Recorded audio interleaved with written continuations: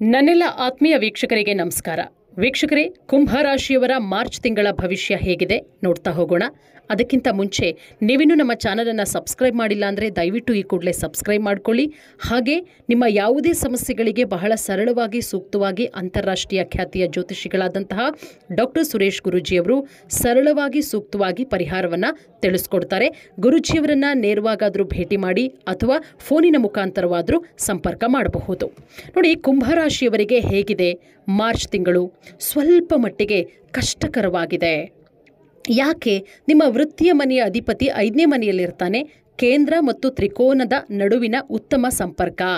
5ನೇ ಮನೆಯಲ್ಲಿ ಮಂಗಳನ ಸಂಚಾರ ಅಷ್ಟೊಂದು ಶುಭ ಅಲ್ಲ ಅಂತಾನೆ ತೋರಿಸ್ತಾ ಇದೆ. ಹಾಗಂತ ತೀರಾ ಕಷ್ಟನ? ಖಂಡಿತವಾಗ್ಲೂ ಕೂಡ ಇಲ್ಲ. ಸ್ವಲ್ಪ ಮಟ್ಟಿಗೆ ಕಷ್ಟ. ಮನುಷ್ಯ ಅಂದಮೇಲೆ ಕಷ್ಟ ಸುಖಗಳ ಸಾಮರಸ್ಯವೇ ಜೀವನ. ಹಾಗಾಗಿ ಸ್ವಲ್ಪ ಮಟ್ಟಿಗೆ ಕಷ್ಟ ಇದೆ. ಅದಕ್ಕೆ ಯಾವ ರೀತಿ ಪರಿಹಾರ, ಏನು ಮಾಡ್ಕೋಬಹುದು ಆ ಕಷ್ಟವನ್ನು ಸರಿದೂಗಿಸೋದಕ್ಕೆ ಹೋಗ್ತಾ ಖಂಡಿತವಾಗ್ಲೂ ಕೂಡ ತಿಳಿಸ್ಕೊಡ್ತಾ ಹೋಗ್ತೀನಿ. ನೋಡಿ, 5ನೇ ಮನೆಯಲ್ಲಿ ಮಂಗಳನ ಸಂಚಾರ ಅಷ್ಟೊಂದು ಶುಭವಾಗಿಲ್ಲ.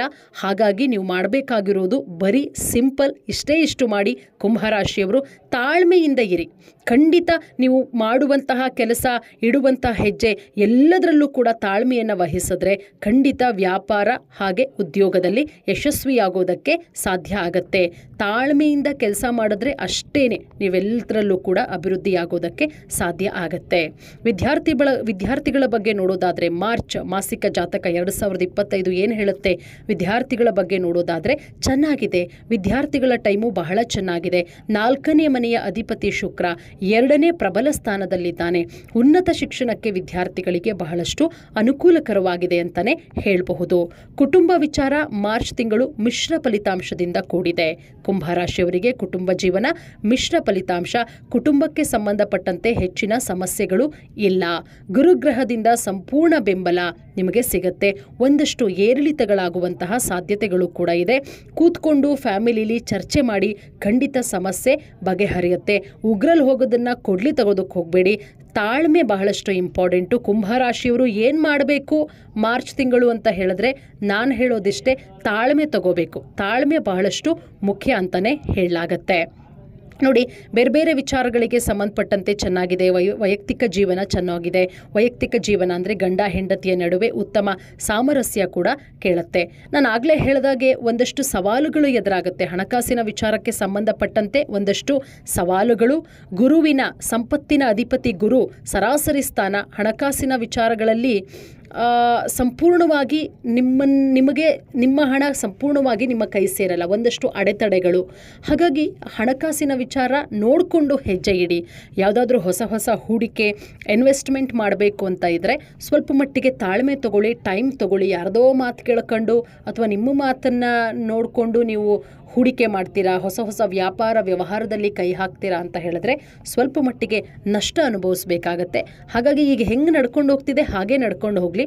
ಹೊಸ ಹೂಡಿಕೆಗಳಿಗೆ ಕುಂಭರಾಶಿಯವರು ಕೈ ಹಾಕೋದಕ್ಕೆ ಹೋಗಬೇಡಿ. ಆರೋಗ್ಯದ ಬಗ್ಗೆ ಗಮನವನ್ನು ಕೊಡಿ. ಬದಲಾಗ್ತಾ ಇರುವಂಥ ಹವಾಮಾನದ ಪರಿಣಾಮದಿಂದ ಒಂದಷ್ಟು ಆರೋಗ್ಯ ಸಮಸ್ಯೆಗಳನ್ನು ಎದುರಿಸಬೇಕಾಗತ್ತೆ. ಕುಂಭರಾಶಿಯವರು ತಲೆನೋವಿರಬಹುದು, ಕಣ್ಣಿನ ಅಲರ್ಜಿ ಇರಬಹುದು, ಜ್ವರದಂತಹ ಕೆಲವೊಂದಿಷ್ಟು ಲಕ್ಷಣಗಳು, ಸಿಂಪ್ಟಮ್ಸ್ಗಳು ನಿಮ್ಮಲ್ಲಿ ಕಂಡು ಬರುತ್ತೆ. ಹಾಗಾಗಿ ಕುಂಭರಾಶಿಯವರು ಪ್ರಮುಖವಾಗಿ ಆರೋಗ್ಯದ ಬಗ್ಗೆ ಗಮನವನ್ನು ಕೊಡಿ. ನೋಡಿ, ನಾನು ಅಷ್ಟೊಂದು ಅಂದರೆ ಕುಂಭರಾಶಿಯವರಿಗೆ ಎಲ್ಲ ರಂಗದಲ್ಲೂ ಯಶಸ್ವಿ ಅಂತ ಹೇಳೋದಕ್ಕಾಗಲ್ಲ. ಸ್ವಲ್ಪ ಮಟ್ಟಿಗೆ ಅಡೆತಡೆಗಳು ಖಂಡಿತವಾಗ್ಲೂ ಕೂಡ ಇದೆ. ಬಟ್ ಮುಂಬರುವಂತಹ ದಿನಗಳಲ್ಲಿ ಅದು ಖಂಡಿತವಾಗ್ಲೂ ಕೂಡ ಕಂಟಿನ್ಯೂ ಆಗಲ್ಲ. ಮಾರ್ಚಲ್ಲಿ ಸ್ವಲ್ಪ ಮಟ್ಟಿಗೆ ಗ್ರಹಗತಿಗಳ ಬದಲಾವಣೆಯಿಂದ ಸ್ವಲ್ಪ ಮಟ್ಟಿಗೆ ಹಣಕಾಸಿನ ವಿಚಾರ, ವೈಯಕ್ತಿಕ ಜೀವನ, ಕೆಲಸ ಕಾರ್ಯಗಳಲ್ಲಿ ಅಡೆತಡೆಗಳಾಗತ್ತೆ. ಆದರೆ ಸಮಾಧಾನ ತಗೊಳ್ಳಿ, ತಾಳ್ಮೆಯಿಂದ ವರ್ತನೆ ಮಾಡಿದ್ರೆ ಖಂಡಿತ ಆ ಅಡೆತಡೆಗಳೆಲ್ಲವೂ ಕೂಡ ಬಂದಂತಹ ರೀತಿಯಲ್ಲೇ ಕರಗಿ ಹೋಗುತ್ತೆ. ತಾಳ್ಮೆ ತಗೊಳ್ಳೋದು ಬಹಳಷ್ಟು ಇಂಪಾರ್ಟೆಂಟು. ನಾಲಿಗೆ ಬಂದುಬಿಡುತ್ತೆ ಅಂತ ಹೇಳಿ ಅದನ್ನೇ ಮಾತಾಡೋದಕ್ಕೆ ಹೋಗಬೇಡಿ. ನಾಲಿಗೆಗೆ ಬಂದ ತಕ್ಷಣ ತಲೆಯಲ್ಲಿ ಬಂದು ಅದನ್ನು ನಾಲಿಗೆಗೆ ಬರೋಕ್ಕಿಂತ ಮುಂಚೆ ತಲೆಯಲ್ಲೇ ಯೋಚನೆ ಮಾಡಿ ಕೆಲವೊಂದು ವಿಚಾರಗಳನ್ನು ತೆಗೆದು ಹಾಕೋದು ಬಹಳಷ್ಟು ಒಳ್ಳೆಯದು.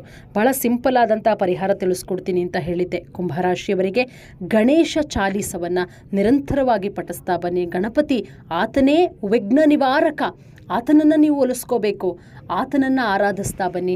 ಗಣೇಶ ಚಾಲೀಸ ಗೂಗಲ್ ಮಾಡಿದ್ರೆ ಸಿಗುತ್ತೆ, ಯೂಟ್ಯೂಬಲ್ಲಿ ಸಿಗುತ್ತೆ. ಗಣೇಶ ಚಾಲೀಸವನ್ನು ಪಠಿಸಿ. ನಿಮಗೇನಾದರೂ ಓದೋದಕ್ಕೆ ಬರಲ್ಲ, ಯಾರಾದರೂ ಕುಂಭರಾಶಿಯವರಿದ್ದರೆ ಕೇಳಿ ಹಾಕ್ಕೊಂಡು ಕೇಳಿ, ಎಷ್ಟು ಬಾರಿ ಆದರೂ ಕೇಳಿ, ಎಷ್ಟು ಬಾರಿ ಆದರೂ ಪಠಿಸಿ, ನಿಮ್ಮ ವಿಘ್ನಗಳೆಲ್ಲವನ್ನ ಕೂಡ ವಿನಾಯಕ ನಿವಾರಿಸ್ತಾನೆ. ಧನ್ಯವಾದ. ಎಲ್ರಿಗೂ ಕೂಡ ಒಳ್ಳೆಯದಾಗಲಿ. ನಮಸ್ಕಾರ.